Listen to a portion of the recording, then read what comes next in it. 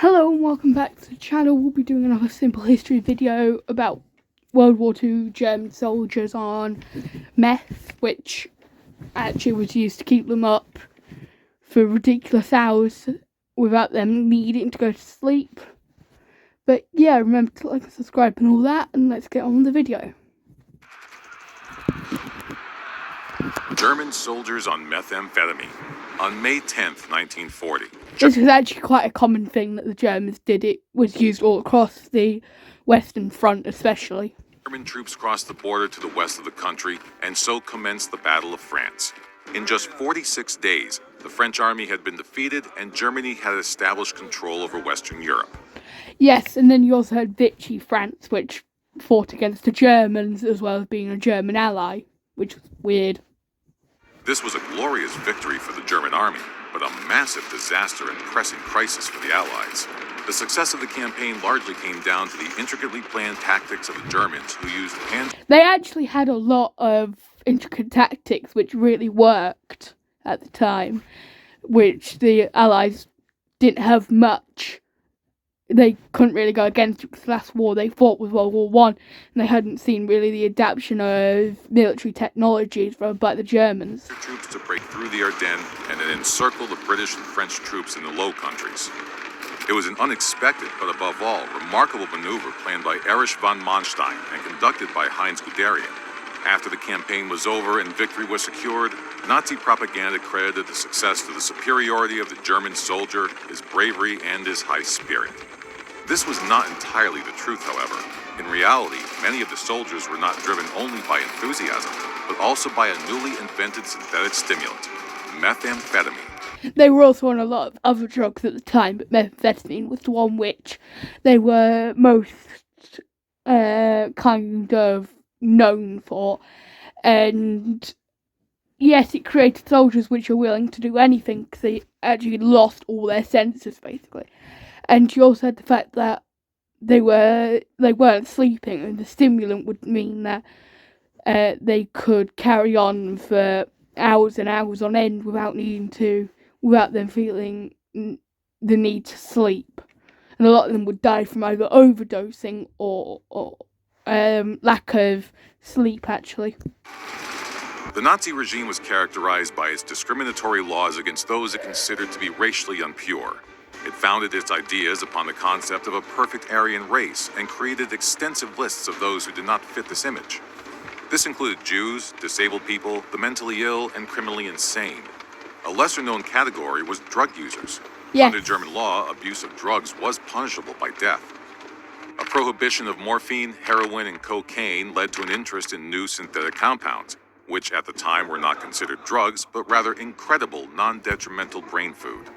And actually, that is how it was used, and the German army soon saw it and decided, because it was one way that their soldiers could, in theory, become better, used it so that to their advantage.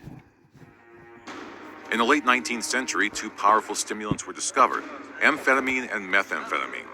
At the time, there were no records of any harmful side effects, and they were widely used for a number of purposes. One notable case was the use of the drugs by American athletes during the 1936 Olympics in Germany. The Olympian... And actually,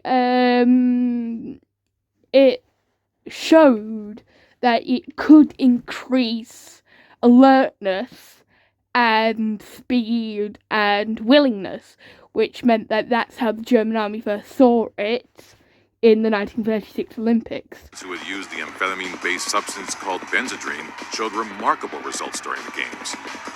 The effects of Benzedrine were noticed by German pharmacologist Fritz Hausscheld, who started research into the stimulants.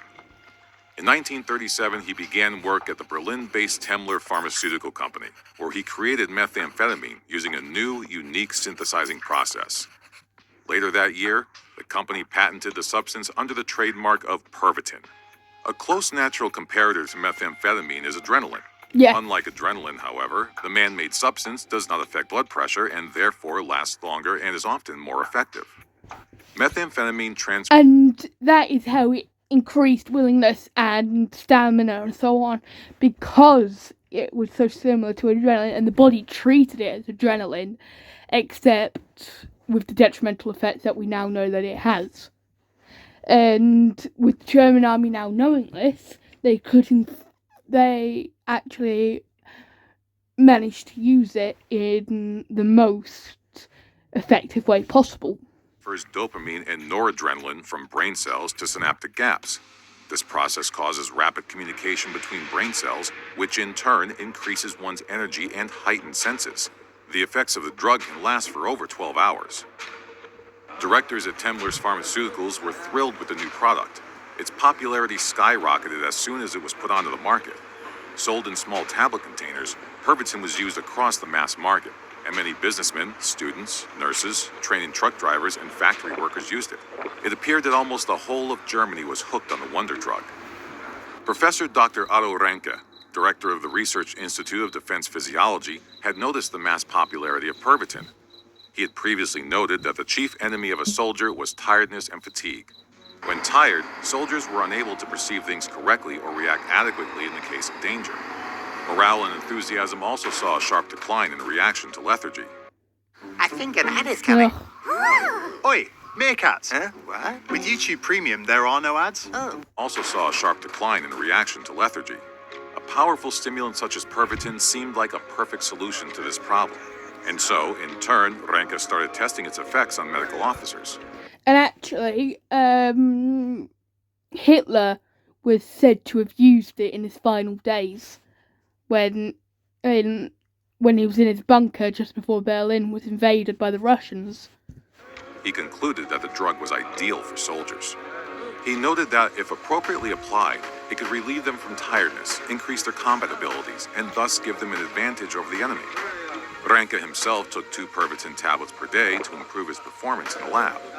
Even though Ranke overwhelmingly promoted the positive effects of methamphetamine, he later stressed that Pervitin was also very addictive and had a number of other negative side effects. He warned Army officials that the use of Pervitin should be considered with the greatest caution. On September 1st, 1939, German troops marched over the Polish border. In the first days of the invasion, it became apparent that the Polish army was simply no match for the advancing Germans. Well, the Polish army was very low morale, and the German army with the meth that they were on meant that their morale didn't matter because they didn't have that sort of receptors anymore, or, well, they couldn't really perceive it because of the drug. They were more just on autopilot because of it. Particularly noteworthy were the panzer troops and reconnaissance units who crossed vast distances in a short amount of time. The units maintained a high movement speed day and night while keeping their combat readiness on constant alert. The secret was, most were high on Pervitin. Medical officers in the field reported mass euphoria among soldiers, who also displayed astonishing performance in combat, fighting with little difficulty or fatigue. In just 2 weeks, German soldiers had overrun the entire country.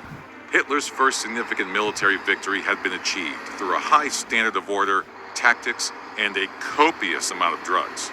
The success in Poland skyrocketed the popularity of Pervitin in the armed forces. Soldiers and officers alike made regular use of the drug to improve their daily performance.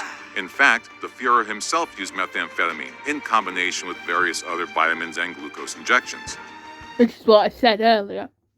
These highly potent cocktails maintained Hitler's concentration for prolonged periods of time, as well as helping him to cope with the mounting mental pressure of the war.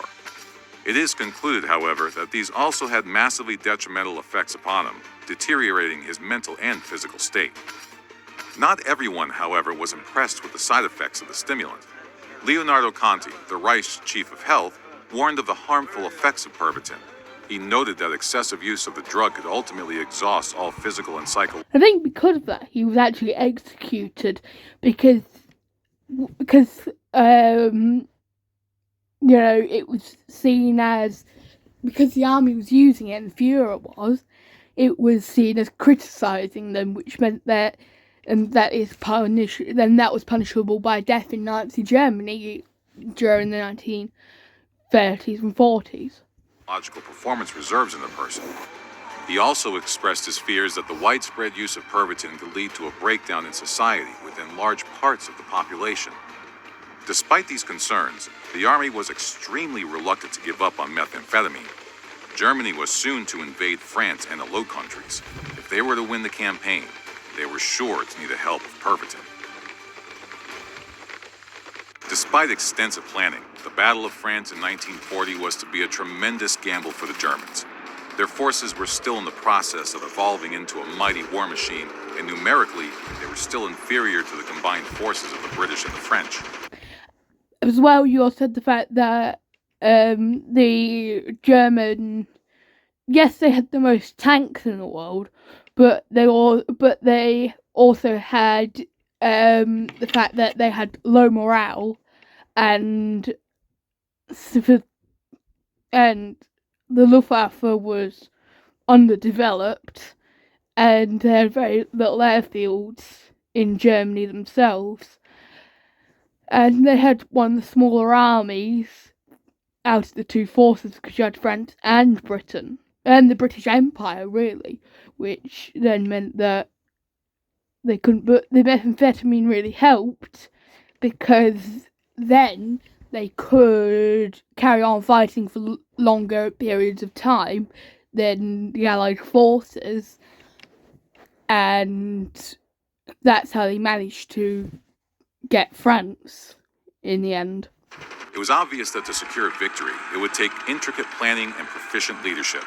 Senior military officials decided that armored troops would break through the Ardennes hills and mountains and then encircle the Allied forces in the Low Countries, in turn bypassing the highly fortified French Maginot Line.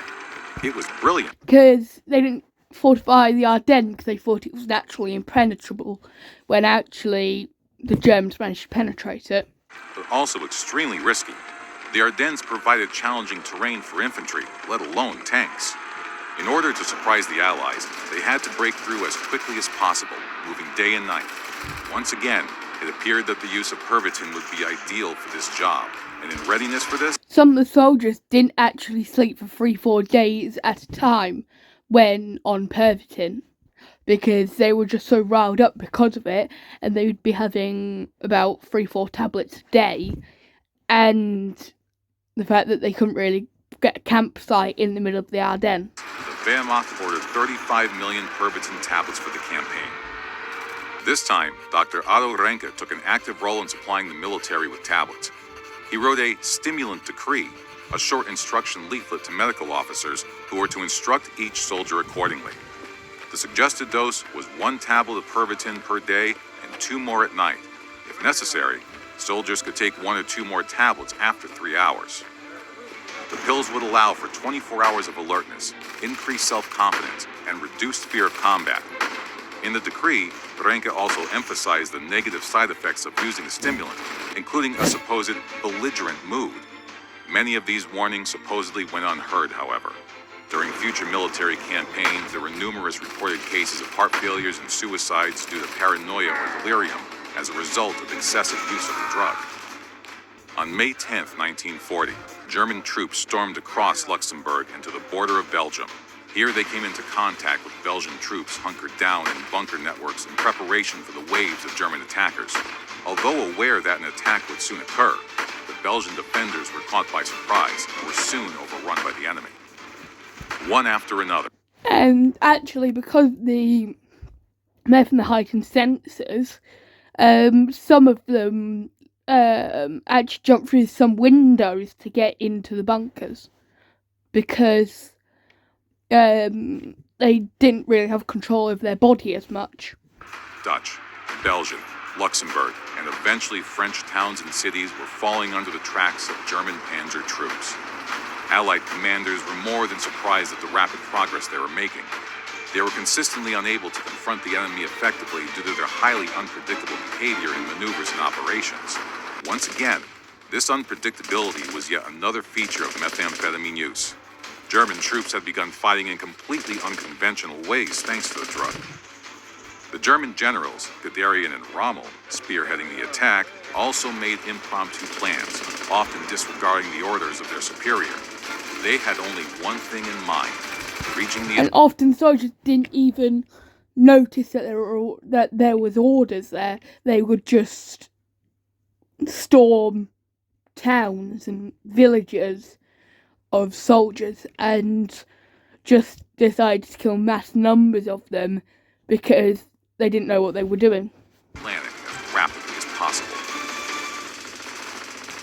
It was obvious from the combat experience in Poland, France, and the Low Countries that methamphetamine had provided a remarkable advantage to the soldiers who used it. They displayed combat superiority, fought without fear, and perhaps more importantly, were able to fight for an unnaturally long period of time. Of course, its usage was not without consequences, and it was quickly discovered that its excessive use led to physical and mental exhaustion, and in some cases even death by heart failure or self-inflicted wounds, just as Leonardo Conti had warned in 1939. For these very reasons, the German High Command decided that to mitigate and avoid these potential issues, they would begin to limit the amount of the drug that would reach the front line. Towards the end of 1941, within the civilian market, the drug had begun to fall from popularity. This came as a result of its manufacturers officially recognizing its highly addictive nature. The drug remained in military service right through the end of the war, however, finding a new lease on life in the brutal conditions of the Eastern Front, where once again, it proved its worth by turning tired and dejected soldiers into enthusiastic fighting machines. It was used a lot in the Battle of Stalingrad, actually, because of the low German morale. Surprisingly, variants of Pervitin, manufactured by the original company, Temmler, continued to be issued to German soldiers up until the 1980s. Both East and West German troops had access to these pills until finally the Bundeswehr in the 1970s and eventually East Germany's National People's Army in the 1980s discarded the pills from standard issue medical supplies.